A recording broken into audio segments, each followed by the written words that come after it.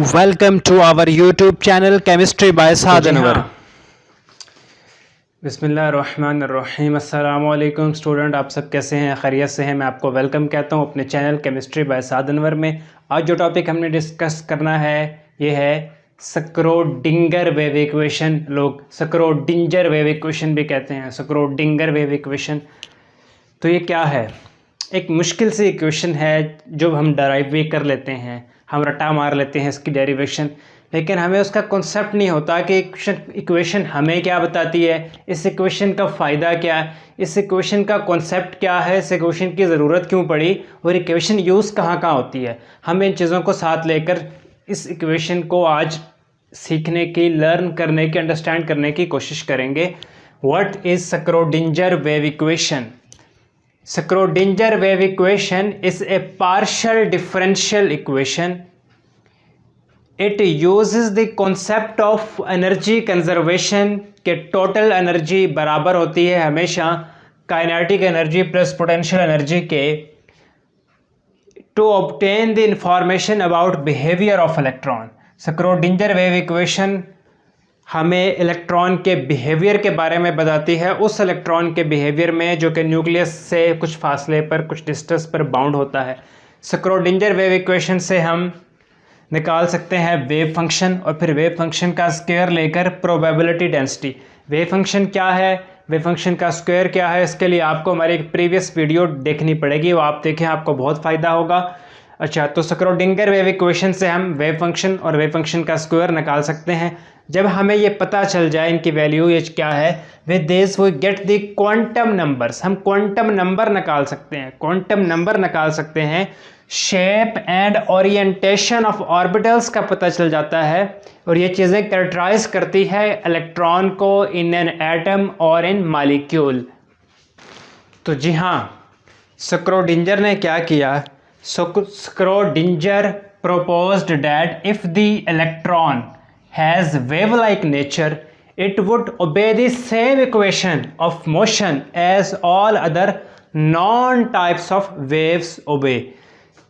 Schrodinger derived an equation which described the wave motion of an electron wave along any of three axes, x, y, z-axis, and is called SWE, Schrodinger wave equation.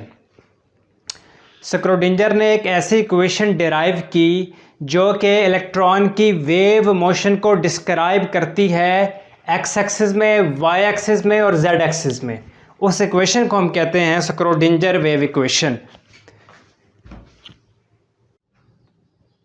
तो जी हाँ students, viewers, अब हम Schrödinger wave equation की derivation की तरफ move करेंगे। तो इसके लिए हमें अपना एफएससी का कुछ फिज़िक्स थोड़ी सी रिकॉल करनी होगी, एफएससी की थोड़ी सी फिज़िक्स रिकॉल करनी होगी, स्कूल कॉलेज फिज़िक्स। दूसरा, हमें थोड़ा सा इक्वेशन के साथ खेलना होगा। We just have to play with equations. तो हम शुरू करते हैं। Let us consider a particle P moving with a uniform velocity omega in a circular path of radius a। फ़र्ज़ कीजिए कि एक पार्टिकल जिसका नाम हमने p रख दिया वो एक सर्कल में मूव कर रहा है। जिस वेलोसिटी से मूव कर रहा है वो है ओमेगा, उस वेलोसिटी का यूनिट है रेड पर सेकंड। तो वो सर्कुलर मोशन हो रही है और उस सर्कल में जो पार्टिकल P मूव कर रहा है उसका रेडियस सेंटर के साथ है A। ये A एक रेडियस है। हम जानते हैं अपनी स्कूल ज्योमेट्री से कि साइन थीटा बराबर होता है perpendicular over hypotenuse. Some people have sine theta बराबर होता है परपेंडिकुलर ओवर हाइपोटेन्यूज। तो इसको हम अगर यहाँ ड्रा करें, ये थीटा है, ये वेव फंक्शन है, ये पॉइंट P है, ये पॉइंट C है, ये पॉइंट B है और ये पॉइंट A है। तो थीटा के सामने वाला होता है हाइपोटेन्यूज, सॉरी, थीटा के सामने वाला होता है एंगल, थीटा के सामने वाला होता है परपेंडिकुलर और इसके साथ वाला होता है हाइपोटेन्यूज। ए क्या है? हाइपोटेन्यूज। तो इस ज्योमेट्री में हम पुट करें, परपेंडिकुलर की जगह हम ये वेव फंक्शन का साइन, जिसे हम साई बोलते हैं, ये लिख देंगे और हाइपोटेन्यूज की जगह पे हम ए लिख देंगे। तो साइन थीटा साई बाय ए, तो साई यहाँ से निकालेंगे, साई हो जाएगा ए साइन थीटा, साई हो जाएगा a sine theta. We now हम जानते हैं theta is equal to omega t, तो हम इस थीटा की जगह पे ओमेगा टी लगा देंगे, साई बराबर हो जाएगा ए साइन ओमेगा टी। इसको हमने इक्वेशन 1 कह दिया। वी आल्सो नाउ हम ये भी तो जानते हैं इधर से theta is equal to omega t, theta is equal to omega t, तो टी किसके बराबर हो जाएगा, theta over omega. We now के टी बराबर है थीटा बाय ओमेगा, और थीटा होता है 2 पाई। ये जो एंगल होता है जब ये सर्कल कंप्लीट होता है तो इस एंगल की वैल्यू बनती है, इस थीटा की वैल्यू बनती है 2 पाई, तो थीटा 2 पाई लिख देंगे। T is equal to 2 pi by omega, हमने इस थीटा की जगह पे जब 2 पाई लिख दिया तो theta is equal to 2 pi by omega. वही नाउ हम ये भी तो जानते हैं कि फ्रीक्वेंसी और टाइम में इनवर्स रिलेशन होता है। यह है सिंबल फ्रीक्वेंसी का, फ्रीक्वेंसी और टाइम में इनवर्स रिलेशन होता है। तो हम ये जो टाइम t है इसकी जगह पे इसकी वैल्यू लिख देंगे 1/2 पाई बाय ओमेगा। मैथमेटिक्स में ये जो ओमेगा यहाँ है ये इस जगह पे हम लिख सकते होते हैं, तो जब ये ओमेगा यहाँ लिखेंगे तो फ्रीक्वेंसी हो जाएगी omega by 2 pi.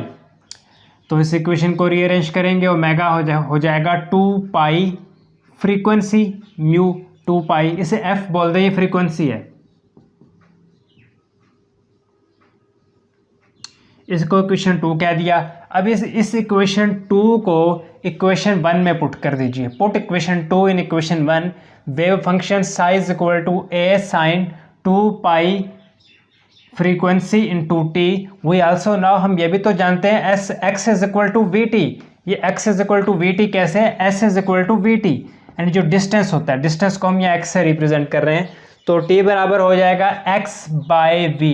X distance covered है और v वेलोसिटी है, तो इसको इक्वेशन 4 कह दें। इक्वेशन 4 को इक्वेशन 3 में पुट कर दें। Wave function a sine 2 pi frequency इस t की जगह पे x बाय वी लिख दें तो इक्वेशन ये बन जाएगी। Wave function is equal to a sine 2 pi, ये फ्रीक्वेंसी है, इंटू x बाय वी। ये v क्या है, ये v है बच्चों वेलोसिटी, और ये v नहीं है, इसे म्यू बोलते हैं, ये फ्रीक्वेंसी का सिंबल है।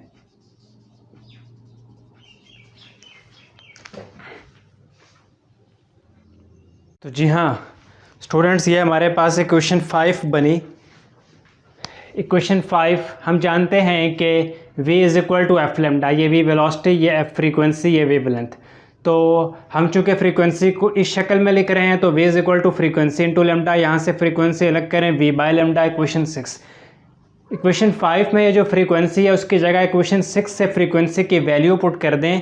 Put frequency from equation 6 in equation 5 we get wave function. ये है वेव फंक्शन जिसको साई बोलते हैं, a sine 2 pi v over lambda into x over lambda. यहाँ से देखें ये v वेलोसिटी, ये v वेलोसिटी कैंसिल हो जाएगी। इक्वेशन की शक्ल क्या बनेगी, psi equal to a sine 2 pi x over lambda, ये इक्वेशन 7 है। इक्वेशन 7 को डिफरेंशिएट करें, differentiate equation 7 with respect to x, we get x के हिसाब से with respect to x equation 7 को डिफरेंशिएट करें तो हम ऐसे लिखेंगे d psi over D x is equal to d over D x into bracket a sine 2 pi x over lambda. हम चूँकि a इसमें है कांस्टेंट, कांस्टेंट को बाहर निकाल लेंगे। ये जो डिफरेंशिएशन का साइन है d बाई डी एक्स, इसको अंदर ले जाएंगे तो sign 2 pi x over lambda. हम जानते हैं कि साइन x का डेरिवेटिव क्या होता है, कॉस x।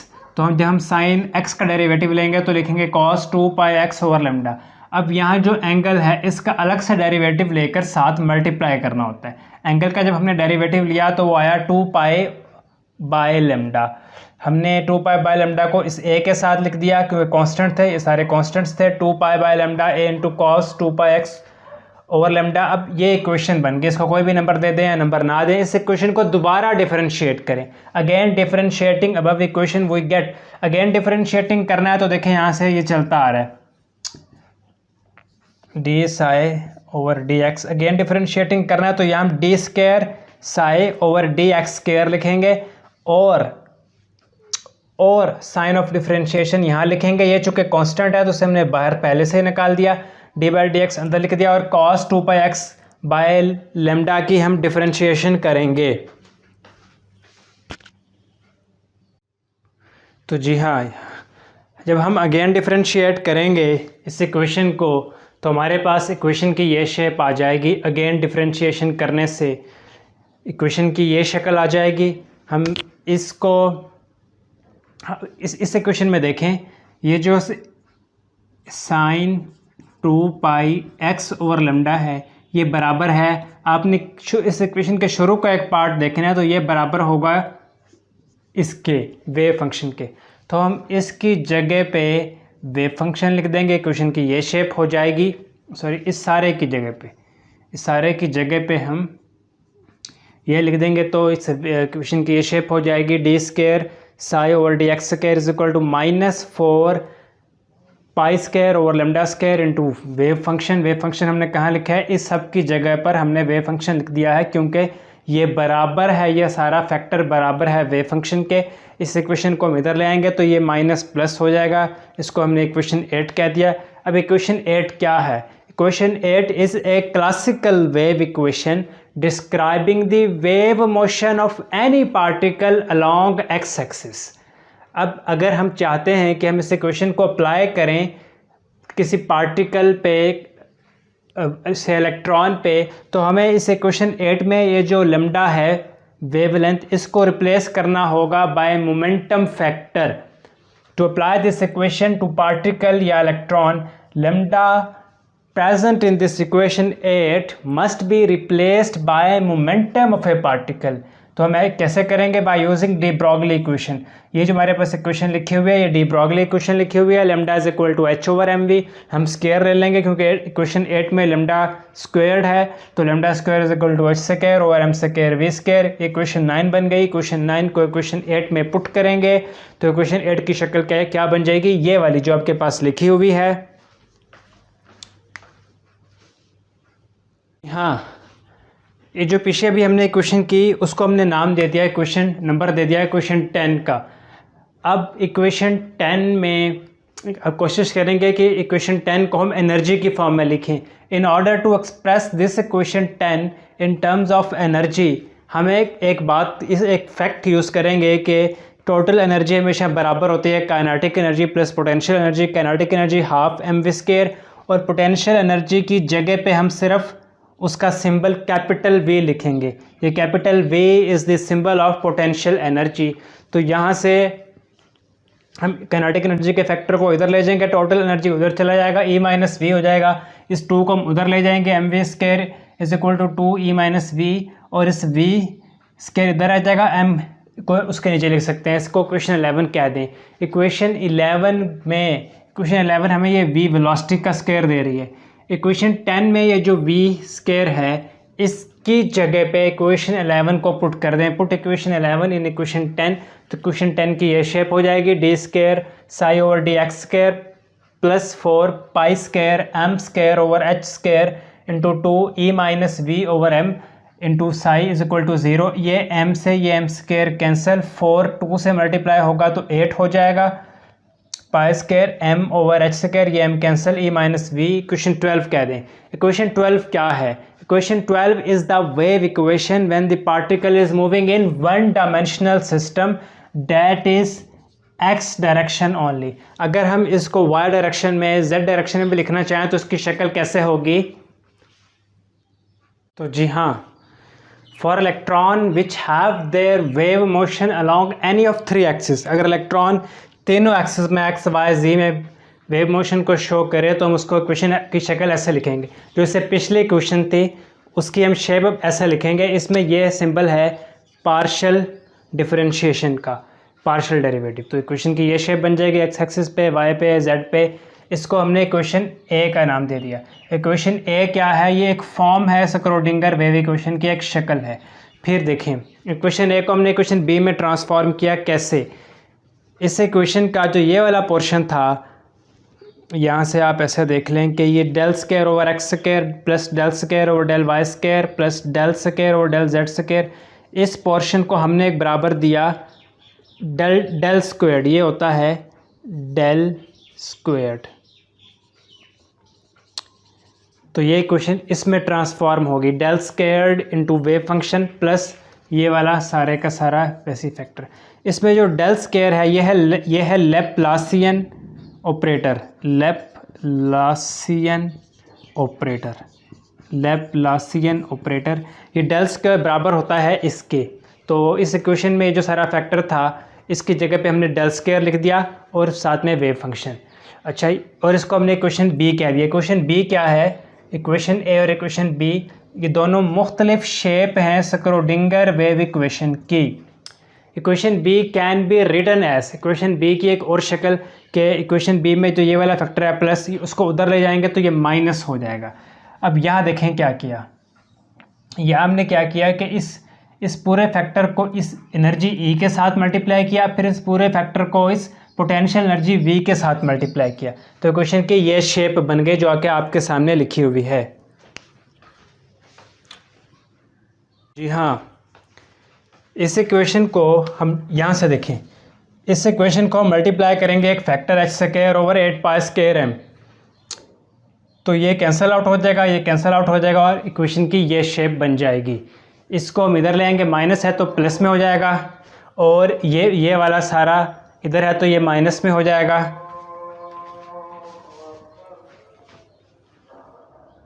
तो जी हाँ, ये इक्वेशन की ये शेप बन जाएगी। इसमें हम देखें ये भी वेव फंक्शन है, ये भी वेव फंक्शन है, कॉमन ले लेंगे। वेव फंक्शन को जब हम कॉमन आउट कर लेंगे तो यहाँ फैक्टर सिर्फ ये बच जाएगा प्लस ये v है पोटेंशियल एनर्जी। अब इसमें जो ये सारा फैक्टर है इसको हम बराबर कह देंगे h के, तो इक्वेशन क्या बन जाएगी? e वेव फंक्शन और इस फैक्टर की जगह हमने h लिख दिया, फिर h को उधर अरेंज कर दिया, तो e into wave function is equal to h into wave function. ये जो इक्वेशन बन गई ये है simplest form of Schrodinger wave equation, Schrodinger wave equation की सिंपलेस्ट फॉर्म। इसमें h क्या है? h इज एनर्जी ऑपरेटर, ये एनर्जी ऑपरेटर है। अब बात यह है कि ऑपरेटर क्या होते हैं, तो इसके लिए आप हमारी वो वीडियो देखें जिस पे हमने ऑपरेटर को बताया है। इसको बोलते हैं हैमिल्टोनियन, स्पेलिंग अगर मैंने सही लिखे हैं तो हैमिल्टोनियन ऑपरेटर, ये एनर्जी ऑपरेटर है, हैमिल्टोनियन ऑपरेटर। इसके ऊपर हमें ये इस तरह डाल देना चाहिए, ऑपरेटर के ऊपर हम ये डालते हैं, तो यहाँ भी ये एनर्जी ऑपरेटर है। ये थी simplest form of Schrödinger wave equation. तो जी हाँ स्टूडेंट, हमने इसकी डेरिवेशन की, एक एक स्टेप करके किया, बिल्कुल बेसिक से चले और फाइनल तक पहुँच गए, simplest form of Schrödinger wave equation. आपको कोई कन्फ्यूजन हो, कोई चीज़ आप पूछना चाहें, कोई स्टेप आपको ना समझ आया हो, तो आप कमेंट में मुझसे पूछ सकते हैं। अपना बहुत सा ख्याल रखिएगा। अल्लाह हाफिज़।